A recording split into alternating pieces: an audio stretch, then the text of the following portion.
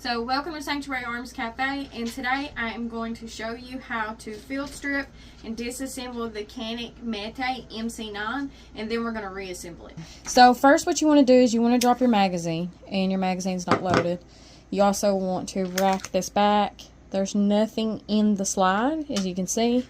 Always make sure your firearm is not loaded and keep it pointed in a safe direction. If you see back here, there's tension on the firing pin. It is ready to fire, so you have to let this loose before you break your slide down. So keep it pointed in a safe direction. There's no mag in it, nothing in the chamber. So see, it dropped.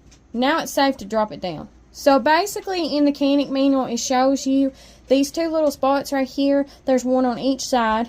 You want to take it and pull both sides down. It is a little bit harder to do. I technically earlier used my fingernails, so hold on one second, let's see. There we go. So basically, I took both my fingernails, and you want to slide it forward just a little bit, and as you can see, it's going to get caught. You just pick it up. Now, this is your top slide. You put a little pressure here, and you can push this forward. You have to do it a specific way, or it's going to shoot the spring out. But then you can drop your barrel down and take your barrel out and clean it. So, I'm not going to show you guys that in this video because I don't feel like fighting with the spring. But I'm going to show you how to put it back on. So, what you want to do is you want to make sure you line this up. Hold on, I can't see. So, this needs to line up properly. And then it just pulls back.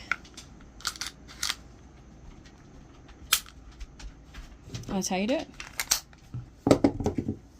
I hope you guys enjoyed this video. If there's anything you want to see specifically, or if there's any questions you have, leave them in the comments below.